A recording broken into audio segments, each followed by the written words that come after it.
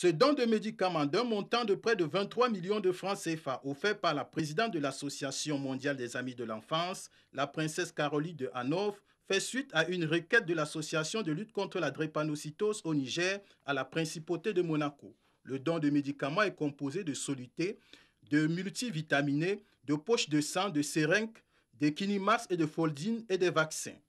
Le consul de Monaco au Niger, Mamadou Idrissa, a indiqué à cette occasion que l'Association mondiale des amis de l'enfance est une ONG monégasque fondée en 1963 qui œuvre pour la protection des droits de l'enfant.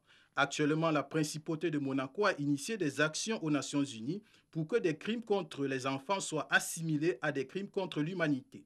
Mamadou Idrissa a par ailleurs affirmé que la drépanocytose est une maladie qui concerne principalement les enfants avec toutes les conséquences que l'on connaît sur leur équilibre psychique.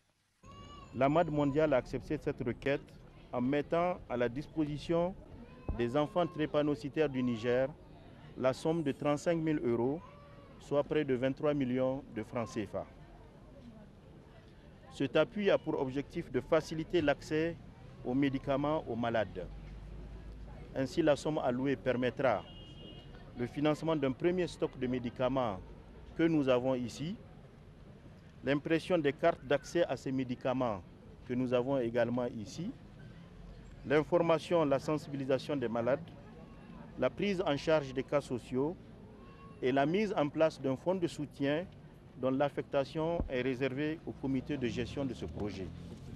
La présidente de l'Association de lutte contre la drépanocytose au Niger, Ima Fatimatou, a quant à elle salué l'initiative de la princesse de Monaco à travers l'Association mondiale des amis de l'enfance.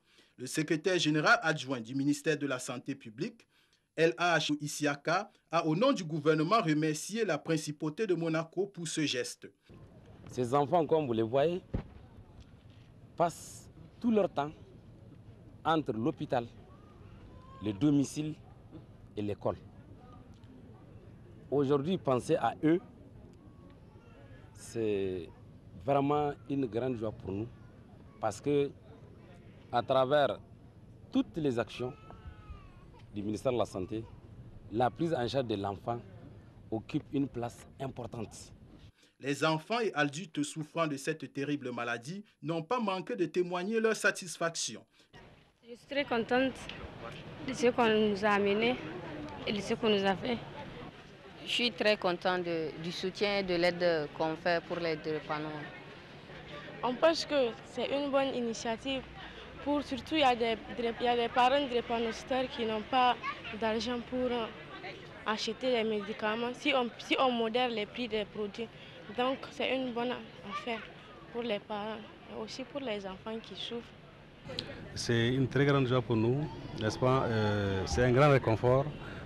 Cet apport que fait la principauté de Monaco aux malades de drépanocytaires, vraiment on est très contents. La drépanocytose, connue sous le nom de hématie, est une anomalie génétique des globules rouges. Cette maladie héréditaire est une affection sévère de l'hémoglobine qui se caractérise par des douleurs intenses.